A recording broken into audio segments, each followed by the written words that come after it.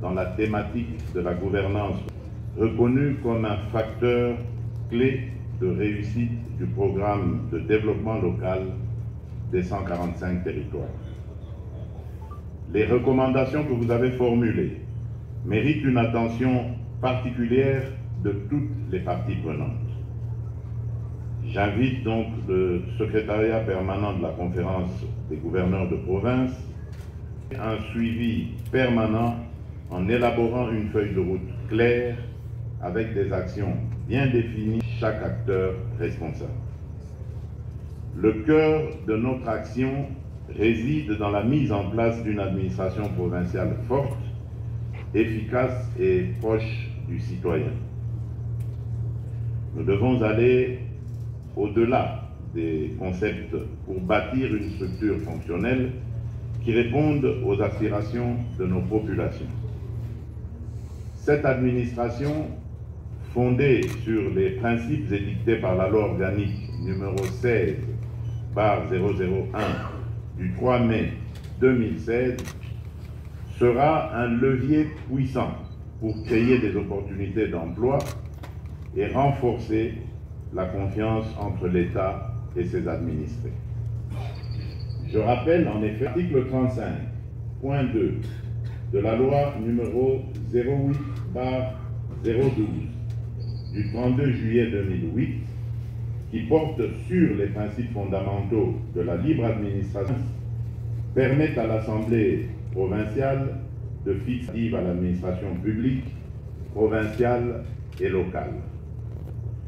Je vous encourage, Madame et Messieurs, à transformer ces ambitions en réalité tangible, en adoptant les cadres juridiques nécessaires pour organiser les services publics provinciaux avec rigueur et efficacité. L'application de la règle des 20 jours en brousse et 10 jours au bureau n'est pas qu'une directive. Elle incarne une philosophie de gouvernance, être à l'écoute, comprendre les réalités locales et agir avec pertinence. Chaque visite sur le terrain est une occasion de mesurer l'impact de nos politiques et de renforcer le lien de confiance entre les autorités provinciales et nos concitoyens, rendant nos actions transparentes et nos décisions plus pertinentes. Ceci sera l'occasion pour vous de faire un meilleur suivi du PDR 145T afin que vous vous assuriez et appropriez les résultats de ce dit programme. Cette proximité avec la base vous permettra de palper du doigt la réalité de la couverture santé universelle et de la gratuité de l'enseignement. Et votre implication requise en tant que représentant du chef de l'État dans nos provinces.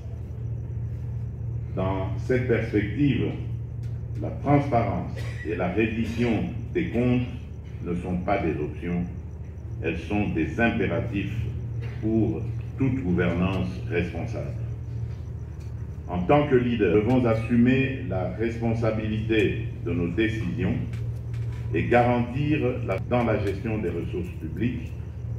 Je vous exhorte à mettre en place des mécanismes robustes de suivi et d'évaluation afin que chaque action publique puisse être mesurée à l'aune de son impact réel. Pour ma part, je puis vous assurer que je suis fermement attaché au respect de nos institutions et des lois de la République pour assurer le bon fonctionnement de nos institutions. Je ne serai donc pas, si cela est nécessaire, à exercer des prérogatives constitutionnelles afin de garantir que la gestion de nos provinces reste conforme aux attentes du peuple et aux aspirations de la nation. La stabilité de nos institutions est compromise par des querelles de pouvoir ou des pratiques contraires à l'intérêt général. Enfin, pour résoudre les différends aux limites entre territoires qui affectent nos communautés, je m'engage à mobiliser de l'Institut géographique du Congo à soit traité avec professionnalisme et impartialité. Cette démarche contribuera à consolider la paix et l'harmonie entre nos communautés. Mesdames et messieurs, c'est dans la synergie de nos efforts et la clarté de notre vision que se trouve la clé du développement de notre nation. En clôturant cette session, je vous invite à plus d'innovation, davantage de pragmatisme qui devrait déboucher, car c'est sûr les résultats du peuple nous évaluera. J'attends de chacun de vous une transformation réelle et profonde de nos provinces en lien direct avec mes 6 engagements. Je compte sur vous. Ensemble, unis par une même vision, nous bâtirons une République démocratique du Congo forte, prospère et solidaire. Ainsi donc, je déclare close la 11e session de la conférence des gouverneurs. Je vous informe que la prochaine session, la 12e donc, à Kolwezi, dans le Lualaba, au mois de juin de l'année prochaine.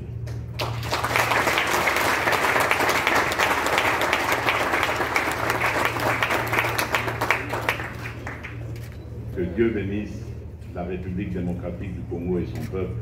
Je vous remercie.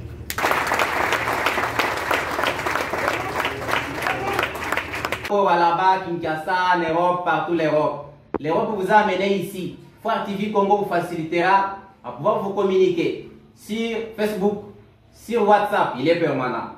Sur YouTube, il est permanent. Si vous qui aimez faire des recherches, cliquez sur www.phare TV Congo. Vous avez toutes les données, que ce soit dans le domaine scientifique, que ce soit dans le domaine de l'éducation, dans le domaine culturel, dans le domaine sportif. Phare TV Congo est une solution pour vous, ne vous inquiétez pas. Approchez-vous du Phare TV Congo à travers cette référence que vous avez donnée.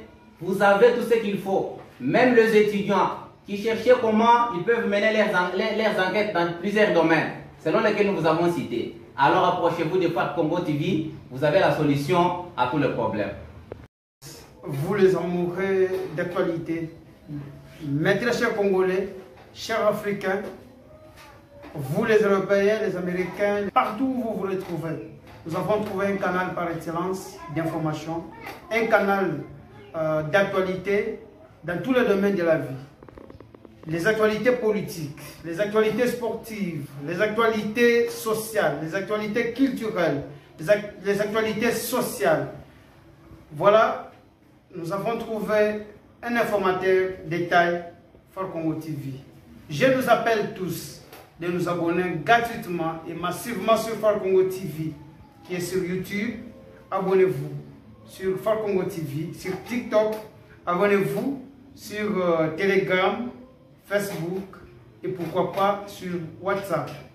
J'aime des informations. Je m'abonne sur Phare Congo TV pour être à la page. Bye.